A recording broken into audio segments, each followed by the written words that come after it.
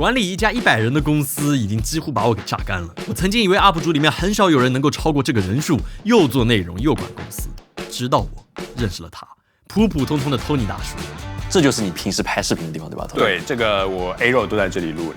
楼上是你要管理的公司和各种东西。整个楼都是我要管理的公司。我们这里有13层，大概有多少人？1000多位员工。你 A 肉你会用到提词器吗？A 肉我会用到提词器，但是我所有的文案都是自己写的。我每个你自己写你自己的文案，每个字都是我自己写，因为以前有小伙伴帮我写过啊，尝试帮我写过，然后我觉得哇，我看着这个提词器，我觉得这不好意思，这个我讲不下去，这不是我，所以到目前为止，大家看到的每一期的文案都是我自己写的。白天要管理上千人，而晚上又会爆肝视频，有的时候还能变成赛车手在赛道上驰骋。时间管理大师这个奖牌不颁给他，我觉得没有天理。而这一次，我们有幸受到了 Tony 大叔的邀请，来到了上海的华硕中国区总部，来帮他的拍摄空间做一个小小的改造。所以欢迎收看 UP 主画质改造计划第2集。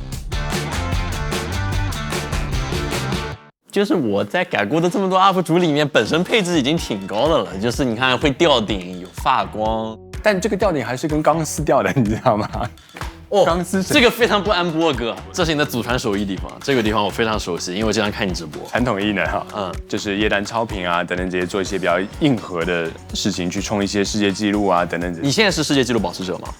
现在有几个纪录可能还在我这边吧，那有其他小伙伴超过了。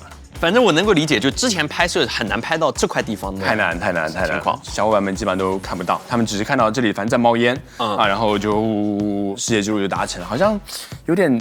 我觉得参与感不够吧。OK， 你们平时会放多少液氮在这里啊？100升，就很抽象，就是在一个充满着主机和硬件的地方，然后放着4桶液氮。当然 ，Tim 还有一个点啊，就是你看这里7楼，我们的直播间也没有什么冰箱嘛，所以你如果要喝个什么冰可乐什么的，可能你就把它放进去。离谱，你就这样就可以冰出来。对，这样就很快的冰可乐就可以了，招待贵宾啊。谢谢。乍一看 Tony 大叔的拍摄空间已经非常专业了，其实不改也没有什么问题。那硬要说的话，可能就是横屏区的背景不够好看，4张独立的升降桌使用起来不够优雅，液氮超频区整体空间分布还不够合理， RGB 灯光又直接拉满，导致画面主体 Tony 自己失去了焦点。你觉得看起来这个画面怎么样？那它背后那些珍贵的藏品也会在这个灯光和置景之下看着有一点奇怪。平时你们就这样俯拍的吗？对，就这样俯拍，因为要拍一些产品的开箱什么的嘛，你就这不晃吗？拍的。所以晃一下大概要停2分钟吧。停，再晃，然后人工把它停住，不知道。然后让我觉得最难以理解的就是他用这里有一个灯作为配重，因为可能实在找不到好的配重，拿个4090去配重有点过分了，对吗？那华硕4090配重。所以这里有没有办法有一个比较生活化的一个场景？特别拍一些产品，比如说像掌机啊什么的，我就不希望还是那么硬核的那种。所以这边要一个相对生活化、比较明亮一点、有窗户的景。对，别的地方都没有窗户，但这边有。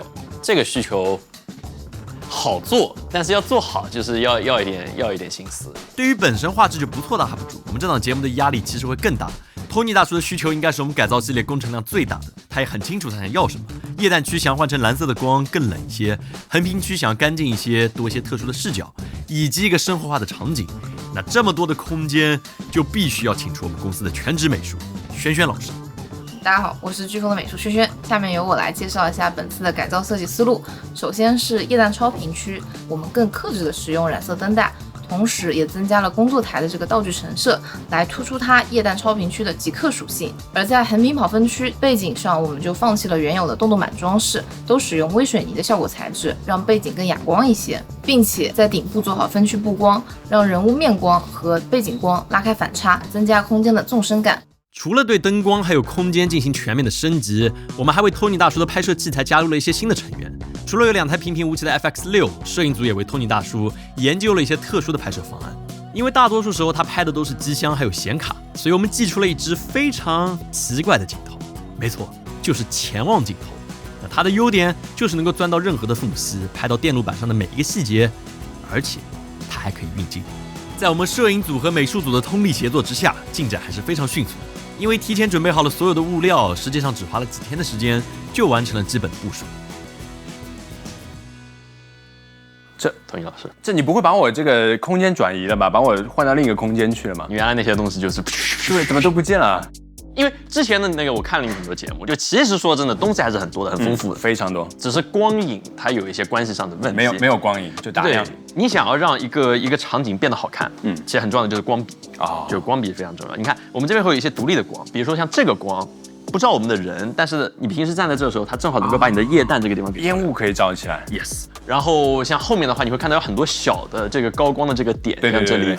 假如说我们只是直接拍这个水泥墙，你会发现它整个空间就是暗暗的，它就没有感觉。对。但是你会注意到我们远处有一个切出来的假的一个光，所以这样会斜着切一条。哦，这个是远处的这个灯打过来的效果。是这样的话，就是你的液氮超频区。Tim， 你要不要体验一下？这能超吗？有啊，我正好有个平台，我带你来体验一下，好不好 ？OK。那 Tim， 你们应该用比较多的就是胡迪尼的测试。对，胡迪尼我们有工程。那我把鼠标交给你，你可以打开这个胡迪尼啊，我帮你来到液氮，好吗？哎，鼠标定住了。完了，温度太低了。稍等一下啊。好，现在要做一些操作。哎呦，这是什么东西啊？怎么又拿火了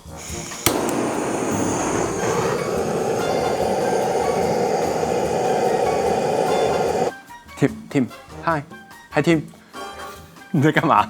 就我很少见到有个 UP 主会真的从他的背景板里面拿出一个喷火枪来，然后对着电脑开始喷火。哦，原来背景板的东西是不能拿出来，对吗？你他在跑了吗？哦，他和我印象中的胡迪尼不一样，所以这个速度属于很快的吗？那这不是一个正常人类能够理解的速度啊。好了，炫完了。现在多久？45秒钟，43秒钟。我们公司要5分多钟吧，6分钟。6分钟。你们公司要6分钟？对，同样一颗 CPU。对，同样一颗 CPU。所以我们现在只要40几秒，所以10倍的提升。就是任何公司时间线 deadline 赶不上了，托尼立刻带着这个液氮这个泵，然后啪插上。你让我来帮你用这台机器跑，那会非常快。甚至我们可以做个机械臂帮我们一直控制温度到液氮。这算是我第一次在线下看到液氮超频，居然能让一个同样的 CPU 性能翻几倍甚至10倍，堪称离谱。而横屏区的改造和超频区也差不多，甚至可以共用灯光。为了便于调节，我们为 Tony 准备了一个超长的升降桌，能够统一控制。同时每台主机前面都加上了 Action 4，能够上时间码，通过遥控器统一触发来监看电脑的功率。那为了验证一下效果，我们也来了一场达芬奇跑分赛。你可以猜一下哪台电脑能赢？3、2、1 ，Go！ 哦，全部点到了。其实你可以看得到，不同平台已经有差异了。对，已经差别。哇，这个好直观哦，就直接就能看到。是的，就你可以去下。这几台都完成了。第一台7950的是2分29秒，750X3D 的是2分26秒，所以这两台伯仲之间了。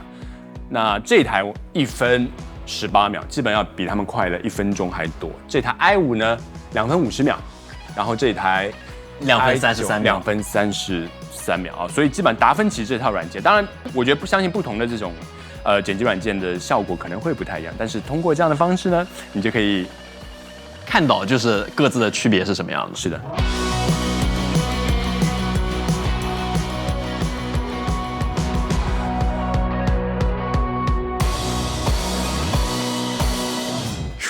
哇！我的天啊，我这不是在杭州吗？确实会和我们的工作室有点像，但是因为我们这是一个开放式的空间，所以我们留了大量你后期自己去魔改的地方。比如说，你可以现在把这个凳子你坐中间吧，先临时坐一下，然后这样就是一个纯 talking 的场景，就是单人。嗨，欢迎收看本期影视飓风。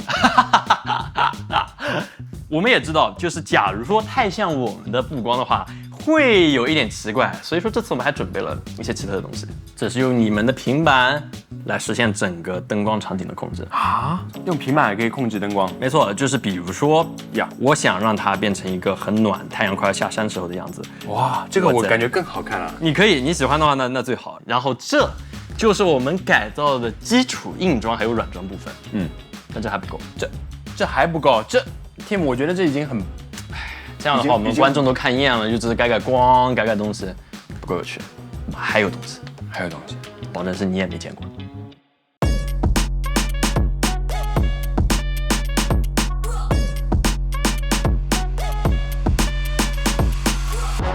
这套系统它大有来头，简单来说，这个 Marble Orbit 它就是帮助你拍摄旋转型的镜头。那我给你一块显卡，要不我们试一下？拿一块来吧，你来展示可能最好。哇，这是那个新的 EVA 的联名的明日香的4090。是的，普普通亮机卡吧？好，可以。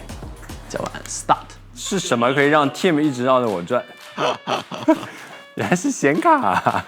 这可能就是我今年算是比较大的一个成就。谁能让华硕的大主管能够举着显卡在这边静坐罚站，已经很帅了。我们可以来回看一下素材。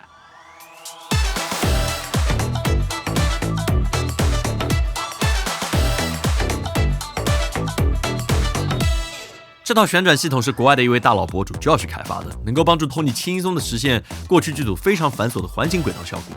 用了360度呈现显卡或是机箱，算是很合适的一个应用场景。这个显卡看着还是非常带劲的。那这样子 Tim， 在你的频道跟我的频道好吗？这个月的互动抽奖，我们各送一张给所有的观众小伙伴，普普通通的亮机卡4090，就普普通通4090亮机卡。咱这时候应该对 Tony 老师说什么呢？由于 Tony 在外景多人拍摄的时候收音比较苦手，找一个录音师又不够现实，于是我们设计了一个小小的3D 打印件来解决这个痛点。这是一个少有的3接收器解决方案。这样的优点是什么？我们可以有4路独立，然后总共6路的混合的这个声音。虽然看着有点抽象，但这应该是最轻便的6声道录制系统。哇，但我觉得这样子也太方便了吧，对吧？就可以完美。然后，当我们也很清楚，如果说各位观众你们用的也是 FX30和 FX3，你也想要这个配件的话，我们会把这个3D 打印模型放在我们官网，你可以去自己下载去打印，也可以获得这个结构。哇，这太棒了！上链接，非常带劲。我们整的这些附加的活，不知道你觉得怎么样？如果不够的话，我们还有一个。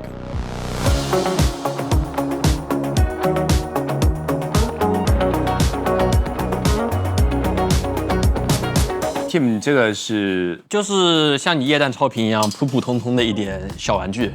这个币是一个他们的微型币，微型币能够干什么呢？对你这个空间，你看这么开阔，然后有这么多电脑和机箱，对，它非常适合用来运镜。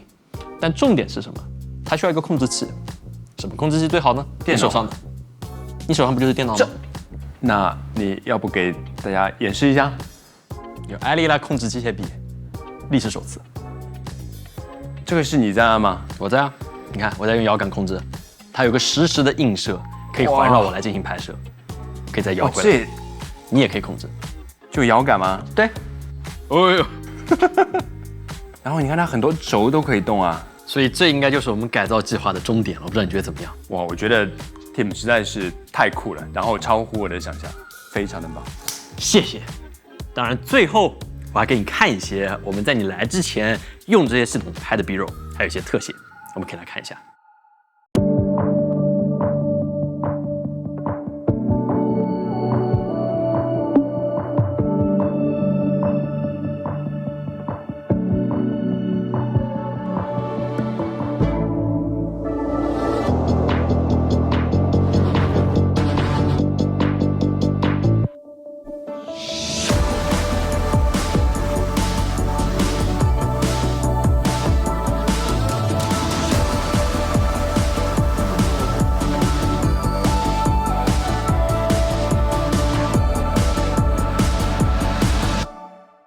这是在这里拍的、啊？对啊，用这个 B 加这套系统拍的。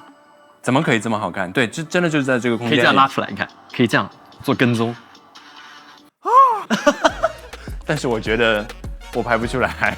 不会的，你们可以做到的，所有东西都有，只是他在学习一下。希望经过 Tim 这样的改造，可以持续为我们的观众，为我们的输出更好的超频、更好的跑分、更好的测试内容。没错。所以这就是我们这期节目的全部内容。如果各位喜欢的话，也请务必点赞、同意、3连转发，也欢迎去关注 Tony 大叔，他那边会有很多和电脑、PC 各种硬件相关的内容，也欢迎关注我们，这会对我们非常大的帮助。